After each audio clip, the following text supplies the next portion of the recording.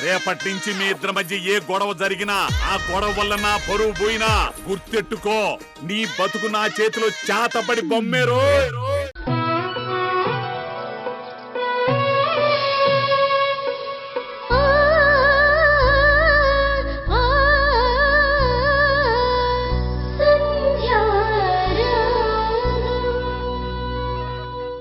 అన్నయ్య, అమ్మని సైకియాట్రిస్ట్ కి చూపించు. ఏంటమ్మా నువ్వు ఎన్నిసార్లు చెప్పినా వినవా? ప్రతిసారి అక్కడికే వస్తావేంటి? ఉంటే ఏ తల్లి తన కూతుర్ని వదులుకోదని చెప్తున్నాను కదా. నిజంగా నువ్వు పిచ్చోడివిరా.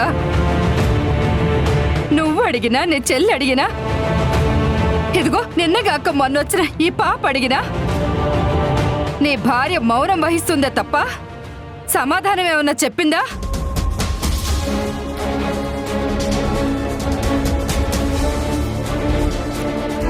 మౌనం అర్ధాంగీకారం అంటారు. నీ భార్య ఏ తప్పు చేయనప్పుడు, నేను చెప్పే దాంట్లో నిజం లేనప్పుడు అదెందుకు మౌనంగా ఉంటుంది? అమ్మా, మౌనం అర్ధాంగీకారం అయ్యుండొచ్చు, కానీ ఒక్కొక్కసారి కొన్ని సమస్యలకి దూరంగా ఉండడానికి అలా మౌనంగానే ఉంటారు. సంధ్య మీద నువ్వు ఎన్ని నిందలు వేసినా తను మౌనంగా ఉందంటే ఏదో ఉందని నువ్వు అనుకుంటున్నావు, కానీ నేనేమనుకుంటున్నానో తెలుసా? ఏమీ లేదు, మా అత్తయ్య పొరపడుతుంది, నేనేం చెప్పినా అత్తయ్య అర్థం చేసుకునే పరిస్థితుల్లో లేదని తను ఇలా మౌనంగా ఉంటుందని అనుకుంటున్నాను. నేను కన్న తండ్రిని, సంధ్య కన్న తల్లి అని నువ్వు అంటున్నావు కదా. నిజంగా నువ్వన్నట్టు ఇద్దరు బిడ్డల్లో ఒక బిడ్డని ఎక్కడో ఇచ్చి మేమిద్దరం ప్రశాంతంగా బ్రతకగలమా? ఆ పరిస్థితే కనుకొస్తే మేము బయట నుంచి పాపనెందుకు దత్తత తెచ్చుకుంటాం? అమ్మా, ఈ సమస్యను ఇంతటితో వదిలే. పదే పదే మమ్మల్ని మాటలతో హింసించొద్దు, బాధ పెట్టద్దు. అర్థమైందమ్మా, నువ్వు డిస్టర్బ్ అయ్యి మమ్మల్ని డిస్టర్బ్ చేయొద్దు. మేం ప్రశాంతంగా ఉంటున్నాం, అలా అని ఉండనివ్వు. చూసావు కదా వాళ్ళెంతగా నిన్నెంత నమ్ముతున్నారో చూస్తున్నావుగా. ఇంకా ఎన్నాళ్ళు దాస్తావో నేను కూడా చూస్తాను. నీ నుంచి నిజం ఎలా రాబట్టాలో నాకు బాగా తెలుసు. ఈ విషయంలో నేను ఎంత దూరమైనా వెళ్తాను. నా సొంత మనవరాలు ఇక్కడికొచ్చే వరకు నేను నిద్రపోను, నిన్ను నిద్రపోనివ్వను.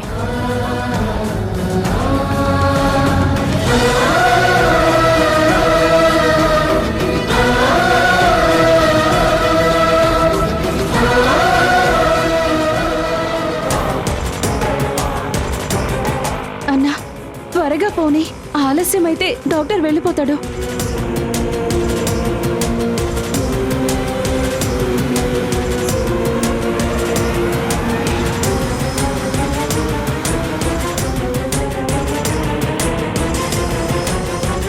అన్నా, ఏమైంది?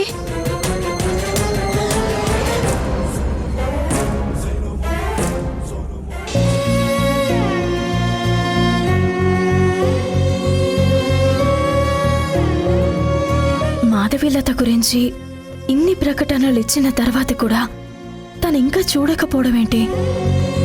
భగవంతుడా, నేనెప్పుడెప్పుడు మాధవీలతని కలుస్తానా, ఎప్పుడెప్పుడు తన దగ్గరున్న కూతుర్ని తీసుకెళ్లి సంధ్యకి ఇస్తానా అని ఎంతగానో ఎదురు చూస్తున్నాను.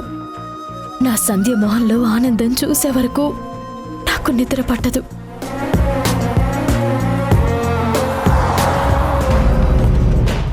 ఏమైందయ్యా? ఆటో రిపేర్ వచ్చిందమ్మా. అయ్యో, అర్జెంటుగా వెళ్ళాలయ్యా. డాక్టర్ని కలవడం మిస్ అయితే మళ్ళీ 10 రోజుల వరకు ఆయన అపాయింట్మెంట్ దొరకదు. స్టార్ట్ అయ్యేలాగా లేదు, మీరు వేరే ఆటో చూసుకోండమ్మా. సరే అన్నా. ఆపండి.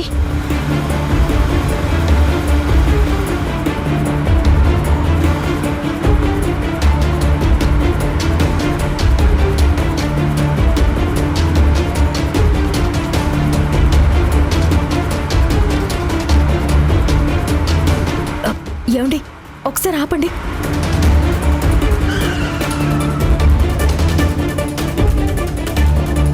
పాపం ఎవరో లేడీ లిఫ్ట్ అడుగుతుంది.